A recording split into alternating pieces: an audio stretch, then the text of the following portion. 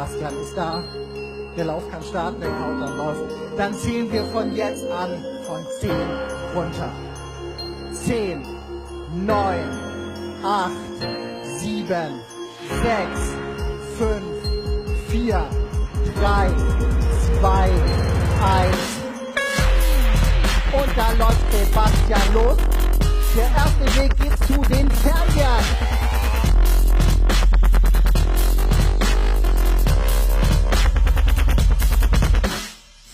Ja, oh, dann stellt er sie ab und packt noch etwas drauf. Und da hat er die ersten 2 Fernseher sicher.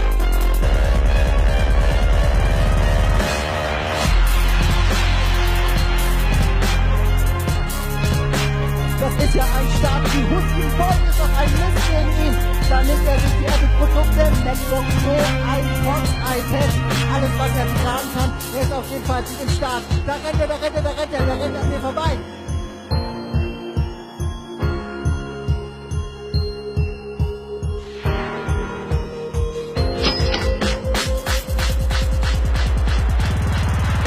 Jetzt rennt er weiter. Ich sehe schon, als nächstes geht er, glaube ich, zu den Spiegelreflexkameras. Da bin ich mir sicher.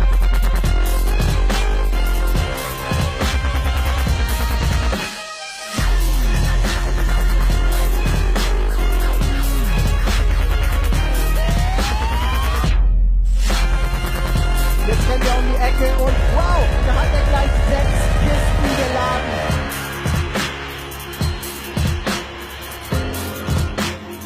Macht er ein bisschen schlapp. Sebastian, da geht doch noch mehr, Komm, das packst du!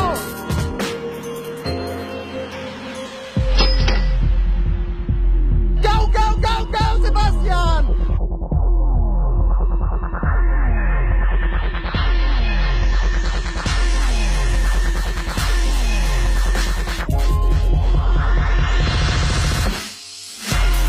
Ja, jetzt bei den Händen.